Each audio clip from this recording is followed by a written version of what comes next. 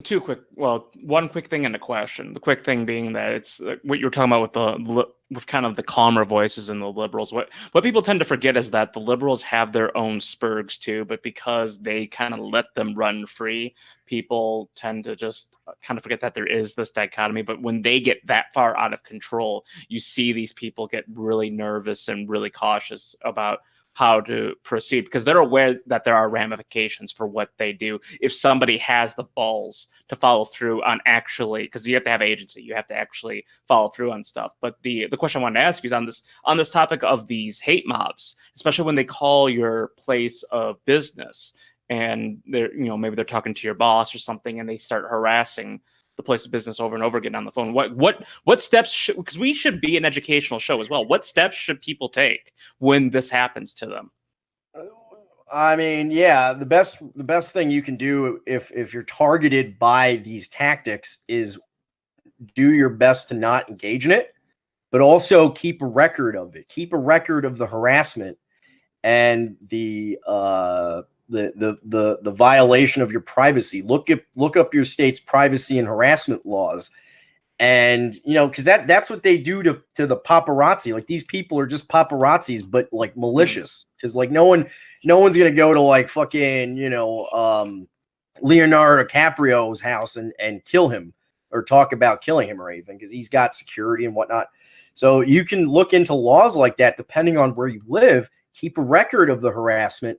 Warn the harassers. Say, listen, stop harassing me. Give them multiple warnings over time, collect the evidence, and then take legal action. Mm-hmm. Even if it costs you more than you have, take out a loan and do it, because it's the principle that matters.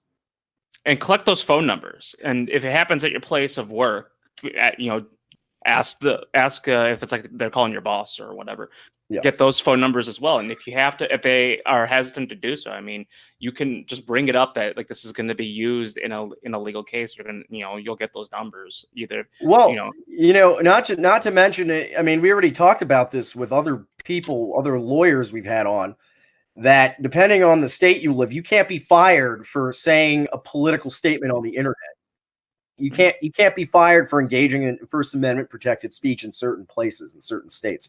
So the key to understanding is if your boss is caving to the mob, you don't sign anything, don't admit anything, say I don't talk about politics at work, and simply do not engage, and then just say that you have to talk about it with your lawyer, and that your lawyer will be in touch. Yes. Get yourself a decent lawyer, and have that do the talking for you.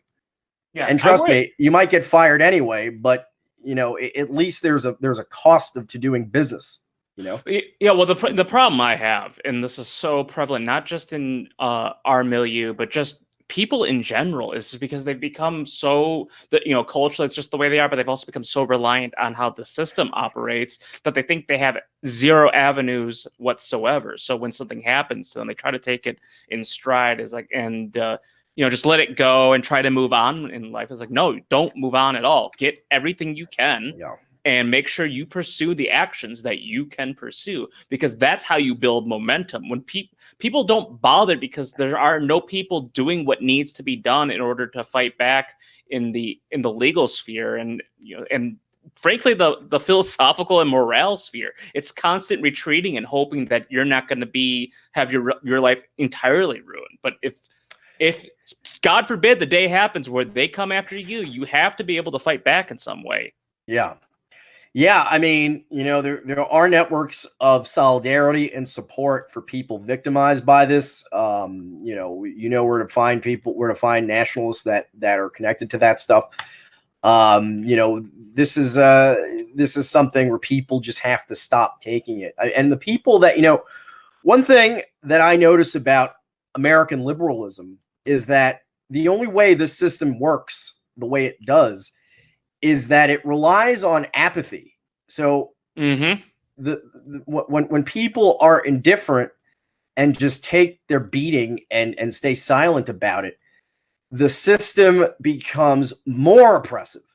So even if you don't care about yourself and you don't think it's worth it, just think about all the other people. How many family men have lost their jobs or kids going hungry because these assholes, these Antifa assholes got them fired? I mean, I was looking at something today. Someone in I believe in the Pacific Northwest, they tagged up a fucking IWW meeting hall. And if you know anything about the IWW, there was one point where where they used to represent workers, the industrial workers of the world. They used to represent workers against the bourgeoisie. Now they work with the bourgeoisie against workers. I know multiple people that work burger flipping jobs and minimum wage jobs, and they got fired because some cocksucking trust fund loser LARPing as a worker in IWW snitched to their boss over something they said on the internet. So long story short, like, you have to know your enemies and you have to know how to deal with these things. And the less you say, the better. Yeah. That is how it should work in those circumstances. In that regard, people should honestly read the 48 Laws of Power, because I can see that as being that would be very beneficial to a lot of people who don't understand how power works to begin with. And I think it's law number 4 or something, but like, always say less than is necessary. Like, that should be the cardinal rule and law of everybody's life. Always say less than necessary. Keep your mouth shut. Don't run your mouth.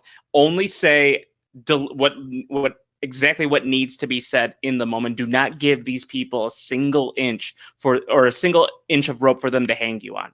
Make them work for it if they're going to get you anyways. Yeah, no, absolutely. You have to make it difficult for them or they're going to keep hurting people. I mean, if you're a single guy and you lose your job or whatever, it's not the worst thing in the world, but just think of all the guys out there that have kids to feed and, people relying on them financially, who just lose their job overnight for no reason because these trolls, these social media sadists and psychopaths target them for this kind of stuff. It's not acceptable. So just, if you can't think of yourself, think of them. Yeah. So yeah, that's something I think that's very important. But I think, ultimately one thing I am concerned about with the media is that even though BuzzFeed, crap like BuzzFeed is suffering right now, they're actually talking about creating this giant Jew conglomerate with a bunch of other journalism and corporate Antifa crap like Vice and the billionaires behind Now This. If you've ever seen that, that's like the pure distilled pause on your screen. They make sure to buy lots of Facebook ads so you can see the freakiest stuff ever, all of it very virulently anti-white. So what's happening here is that BuzzFeed is like basically begging them to create this one giant conglomerate. And that, my friend, is one of the biggest threats to freedom of speech on the internet you can think of. Because the more centralized these, publications become, the more power they can exercise over the general discourse on the internet. That's what happened with the newspapers. That's what happened with radio and TV. So, you have to keep an eye on this stuff and make sure that, when they start to get into talks to merge BuzzFeed with these other companies, these other multinational corporations, that we petition the FEC to do something about it. Why does the FEC exist if they don't do anything about this kind of stuff? This is ridiculous. Yeah, they're basically creating Globo Pravda Incorporated right under our noses. Yeah. And it's really shocking too. This isn't just a threat to nationalists and to normal people. Even the sincere leftists suffering. I mean, as we speak, Uncle Sam is trying to do a kind of like a neoliberal coup d'etat against Maduro in Venezuela. And it's so funny. I don't see any leftists marching against that or going on hands off Venezuela marches or anything. This is remarkable. This is fucking remarkable. Yeah. And you know why that is, Borzoi? It's because Venezuela isn't real socialism, right? No, not just that.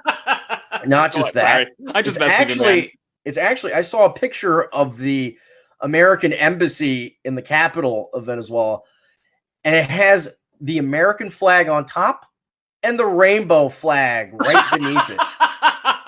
Of course. You can Of hardly believe course. it. You can hardly believe it. So, I mean, that kind of superficial signaling is all you need to get the J left on your imperialist crusade. I mean, why do they exist then? I mean, this is good for us because it means they're going to lose members. I mean, back when I was a leftist, people people were expected to support Venezuela, Cuba, and Palestine at the very least on anti-imperialist grounds, at the very least against America. Today, those people are nowhere to be found. I mean, occasionally you'll find one that works for like RT or something, but the mainstream left has totally betrayed these third world revolutionaries. And that's only because the globalists have embraced butt sex. So as long as you embrace that kind of crap, the homosexual stuff, the tranny stuff, the anti-white stuff, as long as you embrace that, they will go along for anything, including starting a civil war to overthrow the democratically elected government of Venezuela, which just so happens to be leftist. Okay, but because they're not aggressive enough in pushing homosexuality and cultural Marxism, and they're mostly, I mean, the Maduro government and Hugo Chavez get called communists and stuff, but really all they are is they call themselves 21st century socialists, which is really just social democratic reforms like the ones you'd see in Sweden or something. It's not really communism, but I digress. The point is irrelevant. Ultimately, these people are they're just stupid. They're stupid and cruel, and that's why they're a fucking problem.